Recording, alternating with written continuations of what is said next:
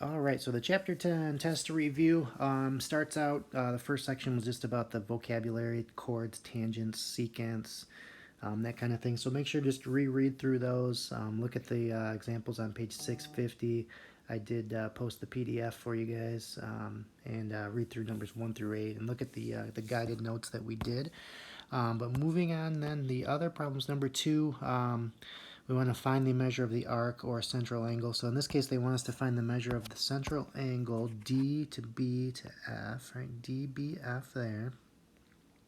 Okay, and the thing we need to recognize here is that this C to F, that's a diameter, so we know that that whole thing is going to be 180 degrees. Okay, so the three angles, the 45, this angle here would be 85 because its arc length, or its arc measure is 85. So if we could just find this piece, we could then figure out how much of the 180 was missing. So 45 we have, let's highlight that, 45 from there to there, and then we need the rest, right? We need all of this. So it's basically just the 180 minus this piece equals the 135 degrees. So the 85 didn't really matter. We didn't necessarily need that in this case. It was just there in case we needed it. But we didn't need it. All right, number 3, same kind of idea. We know, or they're giving us a diameter here. The angle we need is what? SPU. SPU. SPU. Okay. Now we know, let's start filling in some things that we know. If this central angle or that arc is 60, we know that angle's 60. And then the trick to this one, that's a diameter as well, right? So the three angles here, here, and here have to add up to 180. Okay, one of them is 60, and they're telling us the other two are the same. Okay, so I know that these two combined have to be 120, and if they're each the same, they're each going to be 60 as well. Okay, so those are each 60, because again, the diameter, the chord through the center would be 180 degrees. So if those are each 60, we need SPU, right? Here's another diameter of the circle, right? So this angle, and this angle have to add up to 180 as well. Okay, and we already have 120 of it with the two 60s. So this must be 60. And then that means that SPU, you see the red there is the 60 plus 60, would have to be the 120 degrees. All right, so number 4, we need to find the measure of the arc or angle listed. So we need that arc. Let's kind of measure over here. They're looking for this arc right here. All right. So we have 151 degrees here, right? 151. We know, since this angle is 40 degrees, right? That's not a central angle now. That's an inscribed angle. The arc measure will be double that. Okay, so that's going to be 80 degrees. So it looks like of the full circle, we have 151 and 80. So that's 231. So if I subtract the 231 from 360, right, because the full circle is 360, I know that our final answer, this piece here, is going to be 129 degrees. Okay, number 5 then, let's see, they're giving us another inscribed angle. Okay, let's see what we got here. So we have a 121 degree angle, or arc, I mean. We have an 85 degree arc, so we can find that remaining piece by subtracting those both from 360. Okay, and that's leaving me with an arc of 154 degrees. Okay. But our question now is, what is the inscribed angle measure, right? And the pattern is that the arc is always twice the angle. So if we divide the 154 by 2, that's how we're getting the 77 degrees. All right, numbers 6 and 7, dealing with segment lengths. Okay, we're going to solve for x, assume that lines which appear tangent are tangent.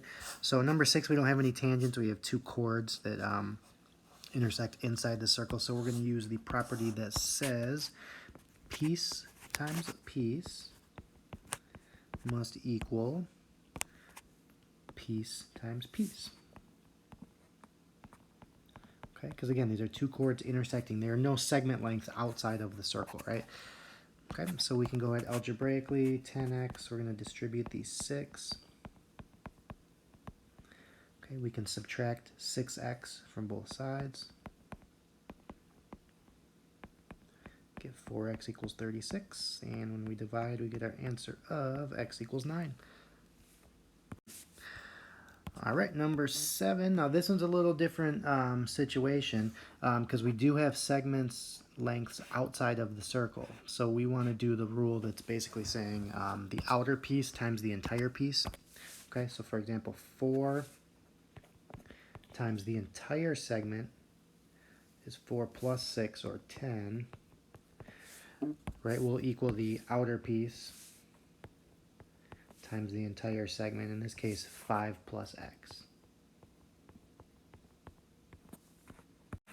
Okay, so we go ahead and do some solving. 4 times 10, 5 times 5, if I distribute the 5 here, 25 plus 5x. We can subtract the 25 from both sides. 15 equals 5x. And dividing by 5 gets us our answer. X would need to be 3. Okay, number 8, going to be a similar setup, right? We have this outside length times the entire length. So let's set this up here. We're going to do 6 times, now this entire segment's length is 6 plus x minus 7. Okay, and for the other segment, the outer length is 5. And the entire segment length is 5 plus x minus 4. Okay, and we may want to do some simplifying before we start distributing. So the 6 on the outside, and then combine the 6 and the minus 7 is going to be a negative 1. So this would be x minus 1. 5 and the minus 4 would be a positive 1, right? So that would be 5 times x plus 1. Now we can distribute the coefficients out there. Okay, 5x plus 5. And algebraically, variables on both sides, let's subtract the smaller one. And add the 6 to both sides to get our final answer of x equals 11. Alright, and I actually just caught something. We got x is 11, right? But this one wanted us to find PR. So the length PR, this red segment here, if x is 11, right? So make sure we're always following directions. I was just checking the answer key. If x is 11, that would be 11 minus 7. We would have a 4 length there, plus the 6 for a final answer of 10. Okay, so that one caught me. I was going too quick and I couldn't figure out what happened, and I finally figured it out. All right, number 9. Similar kind of thing. We want to find UV. It's the one where we have an outer length and an entire length. If you notice, segment ST appears to be a tangent. It just intersects the circle at one point. So the outer piece is 15, and then the entire length is also 15. Okay, so we'll do it very similar. So let's just start though with this segment. So the outer length is 9. The entire segment is the 9 plus the 3x minus 2. And for the other segment again, the outer piece is 15. The entire segment is 15. Okay, or you could write that as 15 squared. Okay, so if we start doing some algebra, combine the 9 and the minus 2 to be a plus 7. 15 times 15 is 225. Okay, we could distribute the 9, so 27x. 9 times 7 is 63.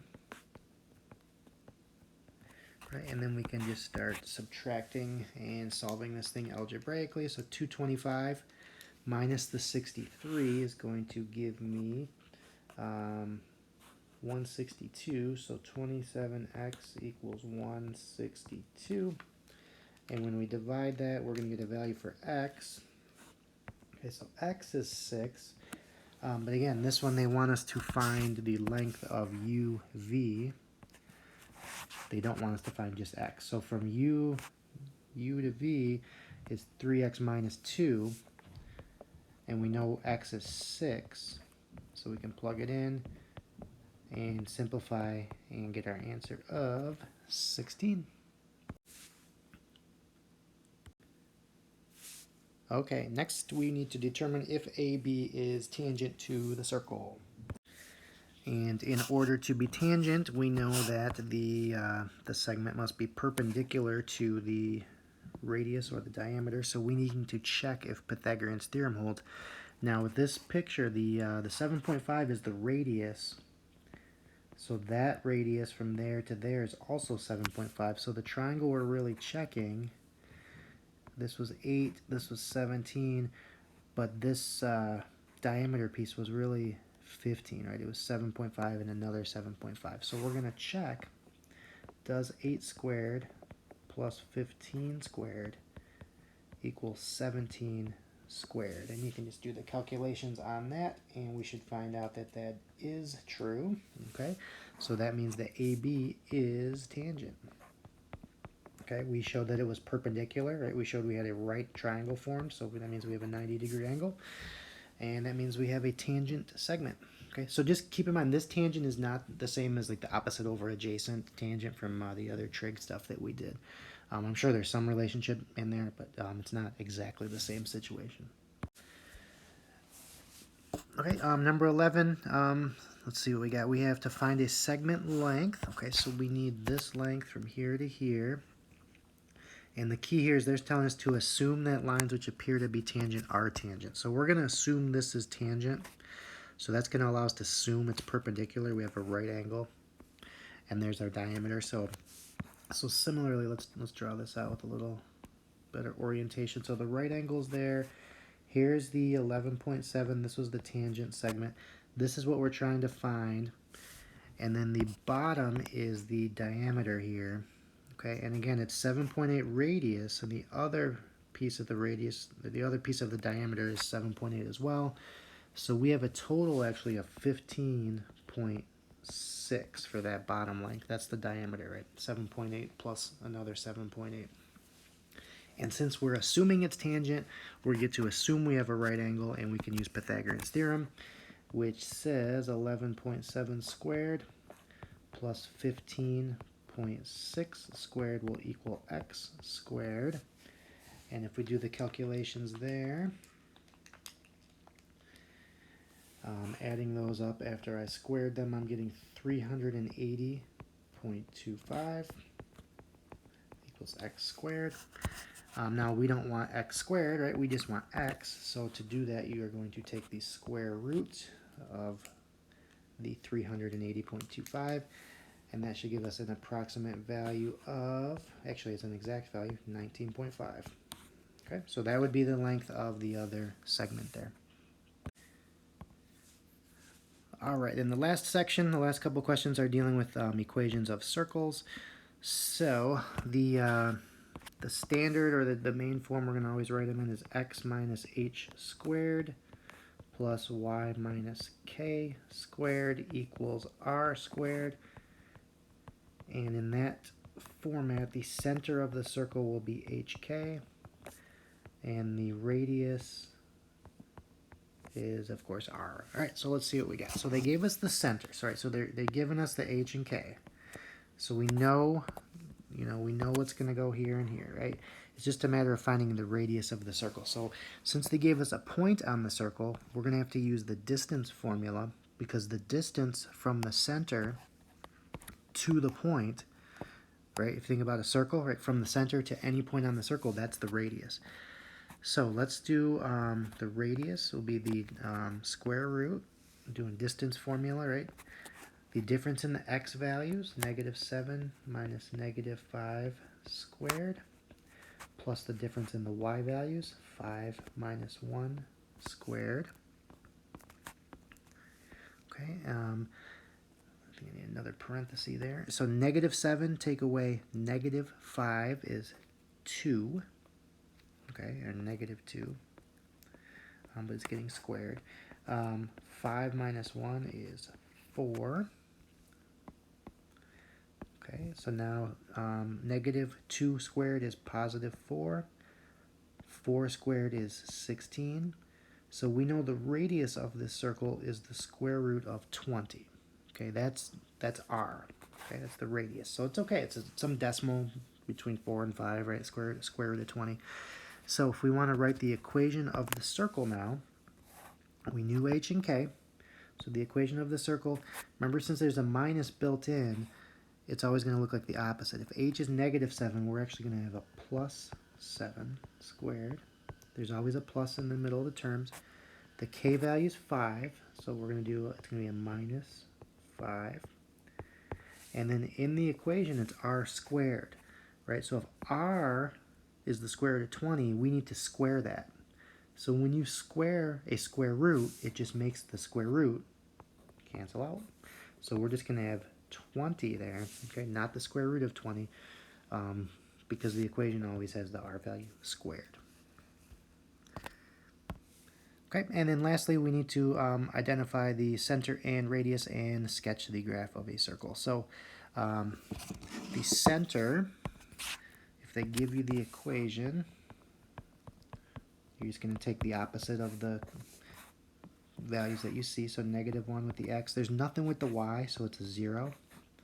Okay, and then as far as the radius, if you remember, the 9 is already squared, so the radius of the circle is just 3. That's the square root of that. So what we can do is plot. I always start with the center, right? So -1, 0 is there.